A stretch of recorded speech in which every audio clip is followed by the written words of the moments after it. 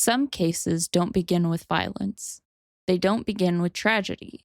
They don't even begin with bad intentions. Sometimes they begin with somebody wanting something, a promotion, a relationship, a dream, a chance to prove themselves. And that's what makes them dangerous, because obsession rarely looks like obsession in the beginning. At first, it looks like determination, discipline, passion, commitment, the kind of qualities people are usually praised for.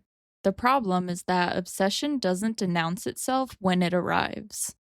It slowly changes the relationship between a person and their goal, until one day walking away feels impossible. Not because the goal matters, but because the goal has become part of who they are. And that's where today's case begins. This is a Fulcrum Side Quest mini-sode. Short, focused opinions on psychology and storytelling, personal reflections, unscripted thoughts, maybe even some of your suggestions. Here's Fulcrum. Welcome to Side Quests, a mini-sode series from Dark Character Profiler. These are the detours, the hidden trails off the main path, where we explore the overlooked, the unexpected, and real-world psychological echoes. Let's get into today's side quest. Welcome to the Dark Archive Bureau, sometimes simply called the Archive. I'm Fulcrum. Today's side quest explores a question that appears in both fictional case files and real-world psychology. Why do some people find it so difficult to let go? Whether it's a career, a relationship, a rivalry, or a dream that stopped serving them years ago. Today, we're talking about obsession. More specifically, the moment persistence stops being healthy and starts becoming a prison. Psychological framework. One of the biggest misconceptions about obsession is that it's simply wanting something too much. Psychologically speaking, it's usually more complicated than that. Obsession often develops when a goal becomes tied to identity.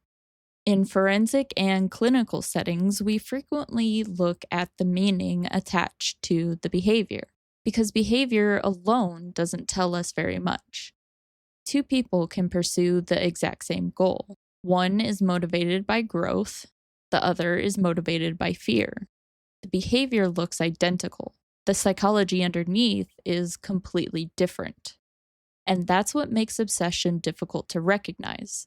It often hides behind socially acceptable behavior, working harder, trying again, refusing to quit. None of those things are inherently unhealthy until they become impossible to stop. Real-world examples.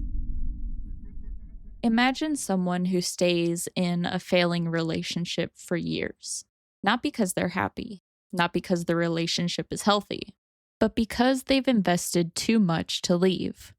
Or consider the entrepreneur who continues pouring money into a business that's clearly collapsing. Or the athlete who keeps competing through injuries because they no longer know who they are without the sport. From the outside, these situations often look irrational, but internally, they make perfect sense.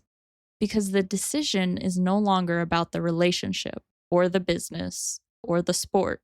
It's about identity. The question becomes, if I let this go, who am I? And that's a much harder question to answer. Persistence versus obsession. This is where important distinctions emerge. Persistence asks, how do I reach the goal? Obsession asks, who am I without it? Persistence allows flexibility. Obsession demands commitment. Persistence can adapt. Obsession resists adaptation.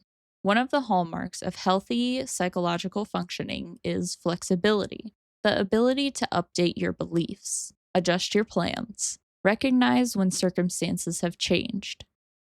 Obsession often moves in the opposite direction.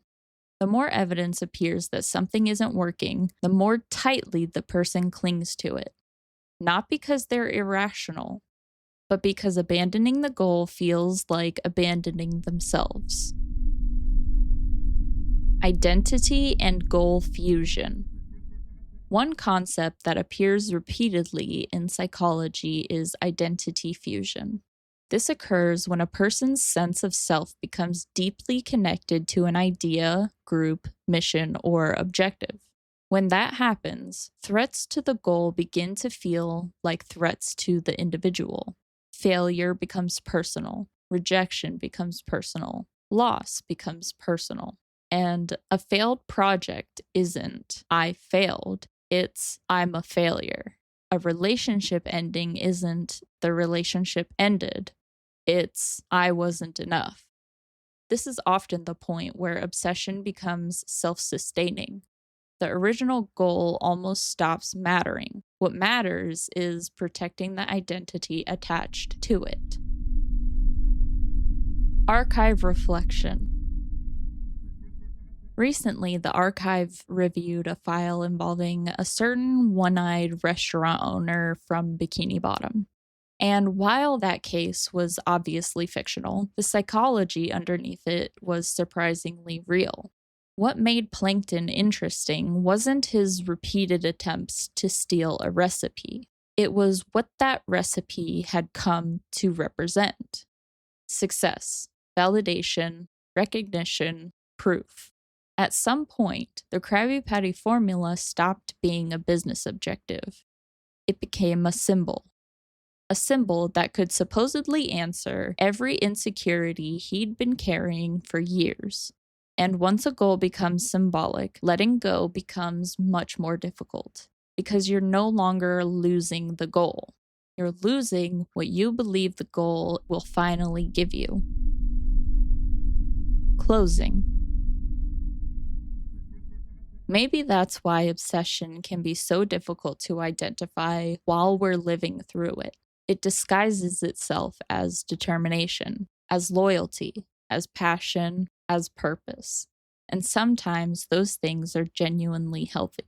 The challenge is recognizing when the pursuit has stopped serving you, when the goal has become untouchable, when your identity has become dependent on the outcome. Because eventually, every obsession reaches the same crossroads. A person has to decide, are you pursuing the goal, or are you protecting the version of yourself that's attached to it? The answer to that question often determines whether persistence becomes growth or a prison. This side quest is complete. I'm Fulcrum. Stay curious. That's it for today's side quest. If you have any topic suggestions, send us an email at darkcharacterprofiler@gmail.com. Don't forget, Dark Character Profiler returns next week. Thank you for listening.